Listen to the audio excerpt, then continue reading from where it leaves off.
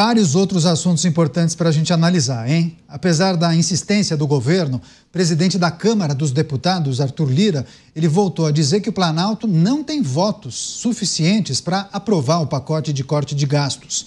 Lira negou que a crise entre os poderes seria motivada por dinheiro, emendas ou outras questões, e citou a falta de consenso, até entre a base aliada, em temas como corte do benefício de prestação continuada, reajuste do salário mínimo, entre outras pautas importantes. Por fim, o presidente da Câmara comentou o impasse envolvendo a liberação das emendas parlamentares e relembrou, de forma discreta, das acusações de dobradinha entre judiciário e executivo. Lira afirmou que sempre defendeu que cada um dos três poderes fique restrito às suas atribuições e ressaltou que quando isso se desequilibra é que começa um problema. Você, Dávila, Lira criticando a interferência do Judiciário no Congresso e também fazendo uma breve análise sobre as dificuldades do governo em aprovar aquelas pautas prioritárias.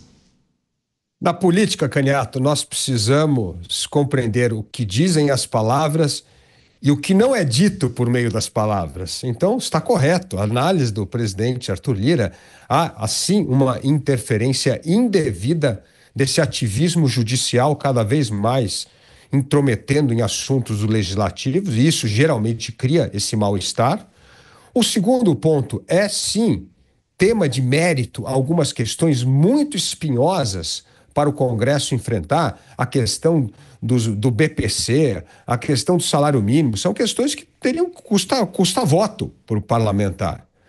Mas aí tem o que Lira não disse, que é a questão das emendas. A questão das emendas, se tivesse azeitado com as emendas, certamente a votação ocorreria com muito mais rapidez. Então, é uma mistura de mérito, é uma mistura de malandragem por esta não liberação das emendas e é também correta a história da interferência indevida do Poder Judiciário no Legislativo. Então, o mal-estar é completo. Por isso, esse pacote fiscal não deve ser votado até o final do ano e aí vai deixar uma bomba relógio para o governo no início de 2025. Mas, Beraldo, Arthur Lira nega que a crise seja motivada pelos problemas que envolvem as emendas parlamentares. Mas cá entre nós, ajuda, né? Não, o problema é motivado pela falta de articulação do governo, as pautas que não são pautas que convencem os congressistas. E aí, Canhato, quando a cerveja está descendo quadrada, é preciso de uma ajuda ali para a coisa acontecer. E essa ajuda se chama emenda parlamentar. A vasta maioria dos congressistas, seja na Câmara ou no Senado, não contém o sorriso quando são informados de que aquela emenda vai pingar lá no destino que eles indicaram. Sobretudo nesse modelo aí de emenda PIX, onde o dinheiro é liberado e vai direto ali onde ele indicou e não precisa dar muita satisfação. Então, o que a gente está vendo acontecer na Câmara dos Deputados, nessa relação com o governo, é justamente isso. De novo, a gente volta para aquele o mesmo problema que eu trago aqui sempre, que é um governo sem projeto, um governo que não consegue aquecer nem as próprias bases e que precisa sempre de uma graxa ali para fazer a engrenagem andar. Essa graxa se chama emenda parlamentar. Já chamou outra coisa, mas aí deu Ministério Público, Supremo Tribunal Federal e tal. Hoje chama emenda parlamentar. Deixemos assim, Canhato. Você, Mota, falta de articulação, falta de consenso para saber o que é importante e o que não é, e, claro, os problemas na concessão das emendas parlamentares. Esse parece um problemão, hein, Mota? Esse parece um problemão, Canhato, mas eu acho que a maior dificuldade do governo hoje é que é um governo que vive nos anos 1980. São ideias de 1980, crenças daquela década, uma pauta ideológica empurrada garganta abaixo da maioria dos brasileiros. A gente sempre fala aqui sobre um dos piores aspectos dessa pauta, essa inacreditável defesa da criação de benefícios e direitos para criminosos, a dificuldade de se prender bandidos nesse país, a dificuldade de retirar os obstáculos que são colocados na frente da atuação da polícia. Não é possível que alguém seja tão distante da realidade das ruas para acreditar que uma pauta como essa vai ser aceita pela maioria da população. É lógico, né? Como eu disse no meu comentário anterior, a política é uma coisa horrorosa. Em todos os lugares do mundo, a maior parte da política envolve você atender interesses dos outros para que os outros atendam os seus interesses, envolve troca de favores. O que espanta na política brasileira é que isso parece ser a razão principal, a motivação da maioria dos políticos. A gente vê políticos trocando de posição como quem troca de camisa, trocando de ideologia como quem troca de gravata. Isso é uma coisa horrorosa da gente observar. E eu acho curioso essa reclamação da interferência do judiciário no Congresso, quando a maioria dessas interferências, se não todas, são provocadas por membros do próprio Legislativo, que não conseguindo satisfazer os seus desejos através do voto, atravessam a rua e vão lá pedir socorro. Agora, Dávila, não falta a figura do articulador para esse governo, algo que funcionou nas primeiras duas gestões do presidente Lula. Quando o Mota fala que essa administração parou nos anos 80, há quem fale que parou nos anos 2000. Mas o que deu certo nos anos 2000, eles não trouxeram para cá. Falta a figura do articulador, né? Exatamente. E não existe articulador político, só existe um articulador, o presidente da República. E esse poder delegado aos outros, eles não têm autoridade para delegar, porque o que eles acordam, o presidente desfaz o acordo se ele achar que é do interesse dele. Então, o problema desse governo, que é um time de um jogador só, o presidente da República, que desautoriza ministros, que não empodera articulador político e, portanto, o governo vive à deriva. O problema mais grave ainda é que outras bombas fiscais vão entrar na pauta de 2025. O Senado, Canhato, acabou de aprovar a renegociação de dívida dos estados. É outra bomba de bilhões de reais que vai agravar a situação já debilitada fiscal do Brasil. Então, o Congresso também está dando uma forcinha com a sua pá de cal a enterrar cada vez mais a chance do Brasil sair do buraco fiscal. E isso vai ter um custo na vida de todos os brasileiros em 2025, com inflação alta e queda da atividade econômica. Pois bem, agora, Beraldo, quando a gente fala em ativismo judicial, a gente observa essa crítica ou essa análise de Arthur Lira, citando de forma muito discreta as acusações de dobradinha entre poder executivo e poder judiciário. Claro que a gente está vivendo momentos muito curiosos, né? Diferentes de décadas passadas, mas é exagero quando a gente fala em dobradinha, porque são sempre os mesmos partidos que acabam ajuizando ações no Supremo Tribunal Federal para reverter alguma decisão que foi tomada que não agrada ao executivo, né?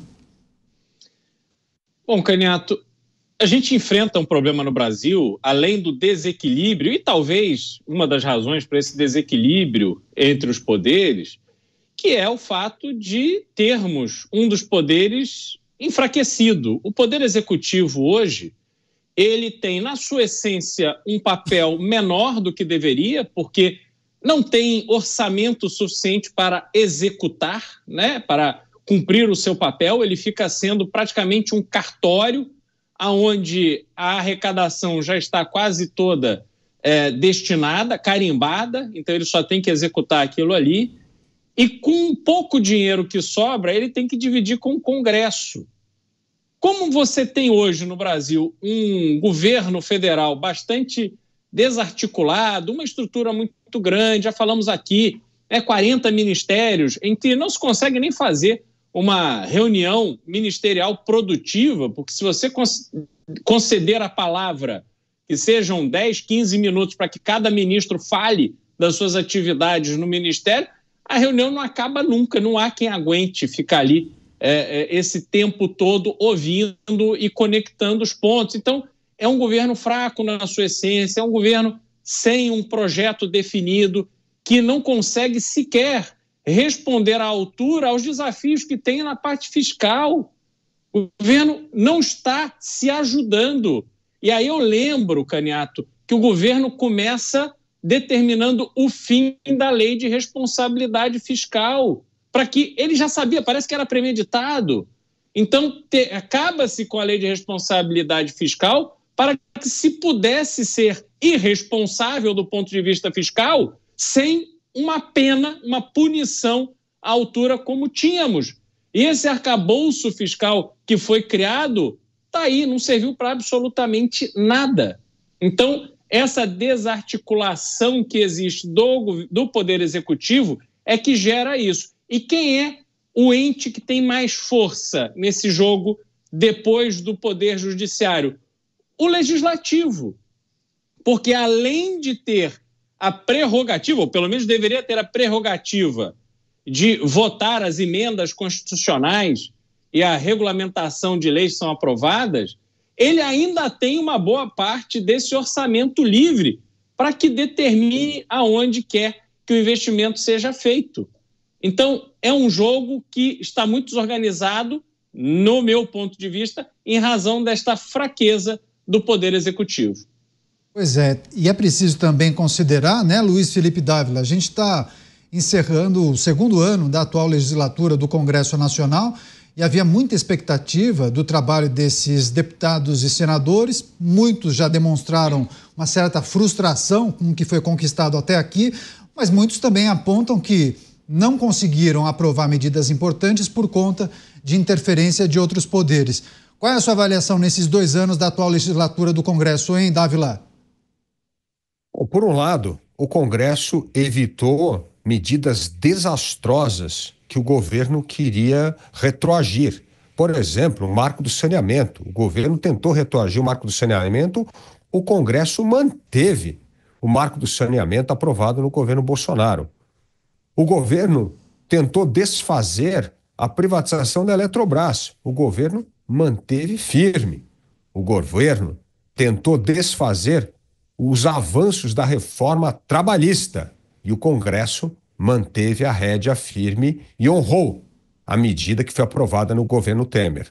Por outro lado, o Congresso aumentou a fatia das emendas parlamentares, aprovou recentemente, como falamos agora há pouco, a renegociação da dívida dos estados, ajudando a promover um rombo fiscal ainda maior, não teve coragem de acabar com privilégios como os supersalários e não teve coragem de finalizar votações importantes como o fim das medidas monocráticas do Supremo Tribunal Federal, que poderia reduzir bastante parte dessa insegurança jurídica. Apenas para dar um exemplo dessas decisões monocráticas desastrosas, um ministro praticamente acabou soltando todos os corruptos do Brasil que tiveram o julgamento seguindo o devido processo legal durante tantos anos no Brasil. E uma outra medida monocrática desastrosa foi a interrupção momentânea do fim da lei das estatais,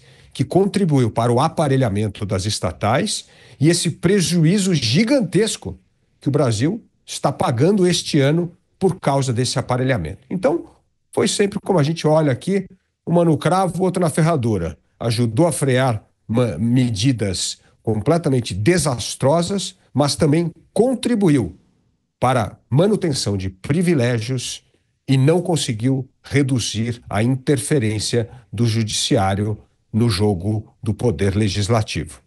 Nós estamos repercutindo as falas de Arthur Lira criticando a interferência do Judiciário no Congresso Nacional, dizendo que cada poder deve exercer apenas a sua função, ou seja, cada poder no seu quadrado. Não é isso que a gente tem observado, pelo menos nos últimos anos, né, Roberto Mota? Mas o que a gente precisa considerar desses 2 anos da atual legislatura? Mais frustrações ou não fizeram o papel deles como congressistas? É muito difícil fazer uma avaliação do Congresso de forma isolada. Quando a gente avalia o Congresso, a gente tem que olhar o contexto no qual o Congresso existiu. Um contexto de total insegurança jurídica. Acho que é justo a gente dizer que é um contexto de instabilidade política como há muito tempo não se via nesse país, com várias questões fundamentais que tiveram o seu debate praticamente interditado. Então, há hoje no Brasil zonas de debate público na qual não se pode caminhar, sob o risco de pisar numa mina e ir tudo pelos ares. É nesse contexto que o Congresso está trabalhando. Eu acho que talvez, quando o Brasil começou a entrar neste período mais crítico, talvez tenha ocorrido um erro de avaliação do Congresso. Eu acho que o Congresso subestimou os desafios que teria pela frente e não botou o pé e fincou e protegeu o seu espaço quando era o momento de fazer isso. Também é a hora de lembrar que o Congresso Nacional merece críticas por manter rituais que, na minha opinião, são totalmente ultrapassados e incompatíveis com o espírito democrático que esses parlamentares tanto defendem, né? Eu vou dar um exemplo que foi, se eu não me engano, a votação da reforma tributária, que aconteceu de madrugada, com os parlamentares recebendo dezenas de páginas de um texto complexo que tinha sido mudado e poucos minutos para tomar uma decisão. Não é assim que se faz as coisas. E também vamos lembrar mais uma vez o poder que os presidentes do Senado e da Câmara têm de engavetar projetos, de atrasar votações.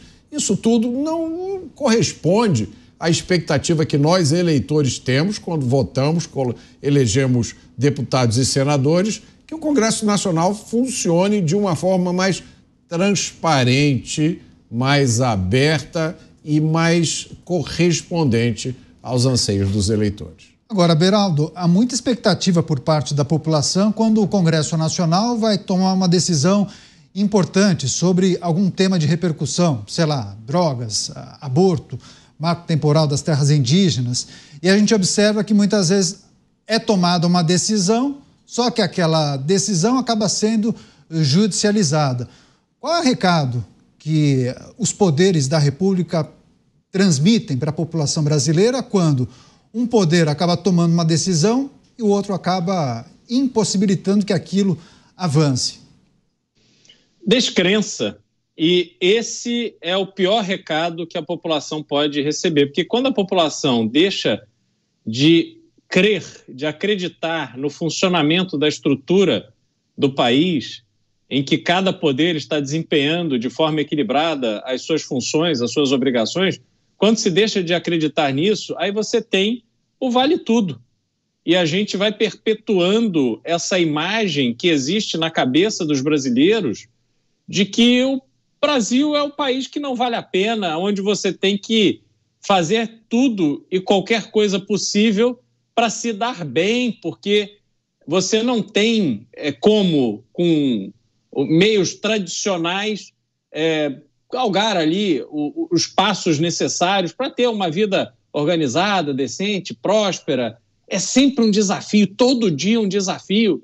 E às vezes quando você acha que você está bem, aí vem lá uma decisão de um fiscal, uma revisão na sua declaração de imposto de renda de anos atrás, uma denúncia disso, daquilo, aí você vai e está lá, tudo aquilo que você conseguiu oferir, aí você acaba gastando com um advogado, fica naquela tensão o tempo inteiro. Então o Brasil é um país extremamente desafiador e as pessoas, não por acaso, Caniato, estão doidas para ir embora do Brasil. O número de brasileiros deixando o país é enorme e isso é assustador, isso é uma pena. A gente ter um país tão rico, com tanto potencial, mas que não consegue oferecer perspectiva de vida para as pessoas. E não dá, Caniato. O Brasil é o país em que demora mais de 20 anos para fazer um rodoanel em São Paulo. 20 anos de uma obra que dá ganho de tempo para a população da cidade, população que mais paga, que mais contribui financeiramente com a festa de dinheiro público brasileiro, não pode ter um rodoanel. E você passou 20 anos, dias e dias e dias, gasto no trânsito que poderia ser evitado porque simplesmente a burocracia não permitiu que se fizesse um rodoanel. Então, as mensagens que são passadas são extremamente negativas e a gente vê esse desânimo que abate o brasileiro. Agora, Dávila, diante de tudo isso que a gente discutiu, que vocês elencaram, destacaram, uma situação pouco amistosa entre os poderes, para dizer o mínimo, o Beraldo fala em descrença da população, é importante sublinhar isso. Aí eu te pergunto, Dávila, para onde a gente está caminhando? O caminho não é bom não, porque no fundo é o seguinte, o que é a democracia? É o poder do voto legitimando o poder dos governantes. E hoje nós vivemos num país que parece que o governante não tem mais poder algum, que o poder está com aqueles que não tiveram um voto, que são os membros do judiciário. Só para dar alguns exemplos recentes. Alguém vota no prefeito de São Paulo. Fala assim, bom, ele que deveria determinar como é que é a concessão de administração de cemitérios, taxas de cemitério, isso é uma função do prefeito da cidade. Qualquer cidadão sabe disso. Não, mas aí vai um juiz do Supremo e diz que agora ele vai determinar qual é a regra e qual é a taxa de sepultamento na cidade de São Paulo. Olha que coisa descabida. Agora mesmo, o próprio presidente do Supremo está dizendo aos governadores a questão das regras para usar as câmaras nos policiais. Isso é uma competência única, exclusiva dos governadores. Olha só, um ministro supremo decide que determinados livros jurídicos, que evidentemente contêm barbaridades, não podem circular. Agora decidem sobre censura. Então, o que acontece? O povo olha e fala, bom, mas eu escolhi os deputados, não são eles que deveriam votar esse assunto? Não é o governador que deve decidir qual é a melhor estratégia da segurança pública? Não é o prefeito da cidade que deve decidir como é que deve ser a administração dos cemitérios na cidade? Mas tudo termina no Supremo. Então a população olha embasbacada que o poder que ela tem de escolher os representantes legitimamente para governar o país, tanto no legislativo, no executivo, tem cada dia menos poder, que o poder está nas mãos de umas pessoas vestidas de toga, que não têm um único voto e que se metem e se intrometem em todos os assuntos que têm a ver com qualquer instância de poder. Isso, minha gente, não é Estado democrático de direito. Isto é o Brasil a caminho de um Estado antiliberal. Agora, Mota, todo esse processo que a gente tem observado de embate permanente entre os atores envolvidos, os atores que compõem os poderes da República, tudo isso faz com que haja uma perda de energia fora do comum, né? Você perde energia com o que não é prioritário e deixa de fazer aquilo que é necessário e urgente. E aí o que a gente observa? Uma situação em que aquilo que as pessoas esperam que seja feito acaba ficando em segundo plano. Mas isso eu diria que até uma consequência menor, Caniato. A consequência mais grave é uma perda de clareza sobre o que pode ou não pode mais acontecer no país. As regras básicas de funcionamento do país passam a mudar a toda hora. Então, coisas que teoricamente deveriam ser impossíveis passam a ser possíveis e, em alguns casos, até prováveis. Cada poder tem o seu quadrado. Se um poder começa a entrar na atuação do outro, as coisas ficam complicadas. E eu sempre dou esse exemplo aqui. Imaginem o que aconteceria se o presidente da Câmara, Arthur Lira, de repente, começasse a distribuir aos deputados processos judiciais para serem julgados. Olha aqui, tem um processo aqui que está parado há 20 anos, na vara tal, vai para o deputado fulano de tal, julga aí, traz o resultado amanhã. O que aconteceria? Um escândalo. Seria uma clara interferência do poder legislativo no judiciário. Entretanto, coisas análogas estão acontecendo no Brasil no sentido contrário. Se a interferência do judiciário no legislativo é aceitável, por que não é aceitável a interferência do legislativo no judiciário? Onde está escrito que um poder é maior do que os outros poderes? Em nenhum lugar. Na concepção da República, os três poderes são iguais e independentes.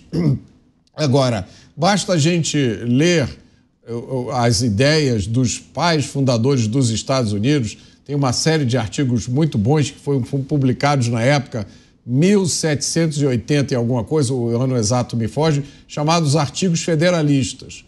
E a gente vai ver que naquela época esse debate já estava rolando, já havia essa discussão. O que, se não me engano, o artigo federalista número 58, eu acho que foi escrito pelo Alexander Hamilton, e ele avisa, olha, se o judiciário se juntar com algum outro poder, as liberdades correm perigo. Então a república é esse equilíbrio dinâmico. Você tem sempre que ir ajustando as coisas, mas tem que haver boa vontade para o ajuste acontecer.